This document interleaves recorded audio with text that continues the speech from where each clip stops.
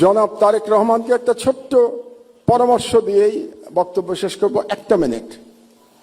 শেখ মুজিবুর রহমান মুক্তিযুদ্ধের সাথে জড়িত ছিলেন না, তিনি জানতেন না মুক্তিযুদ্ধ কিভাবে হয়েছে, এবং তিনি ফিরে এসেও জানার চেষ্টা করেন নাই মুক্তিযুদ্ধ কিভাবে হয়েছে। তাকে আওয়ামী লীগের লোকজন যা বলেছে এবং ভারতীয় পক্ষ যা বলেছে সেটাকেই তিনি ধরে নিয়েছিলেন, এটাই মুক্তিযুদ্ধের ইতিহাস ছিল, এই জন্যই তিনি ব্যর্থ হয়েছিলেন। জনাব তারেক রহমান, আপনি 17 বছর দেশে ছিলেন না, আপনি জানেন না এখানে কি হয়েছে। আপনার বিশিষ্ট লোকজন আপনাকে যা বলেছে এটাই আপনি শুনেছেন, এবং এখন যারা মিডিয়ার নতুন বন্ধুরা আপনাকে যেটা বলছে সেটাই আপনি শুনছেন, এবং সেটাই আপনি মনে করছেন এটাই বাংলাদেশের 17 বছরের ইতিহাস।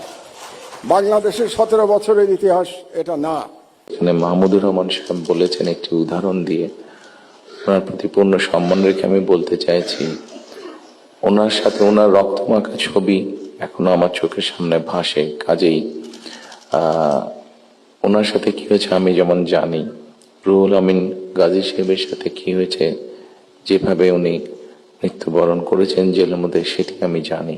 এবং সবচেয়ে বড় বিষয় হচ্ছে আমার 60 লক্ষ নেতাকর্মী, এবং তার থেকে আরেকটি হৃদয় বিদারক আমার জন্য হচ্ছে, সেটি হচ্ছে আমার মায়ের সাথে কি হয়েছে। কাজে এই ঘটনা যদি আমরা সকলে সবগুলোকে এক করি, তাহলে যারা দেশে ছিলেন আপনারা, তারা অবশ্যই আমার থেকে একটু বেটার ভালো জানবেন। তবে আমি একদম যে জানি না বোধহয় বিষয়টি তা নয়।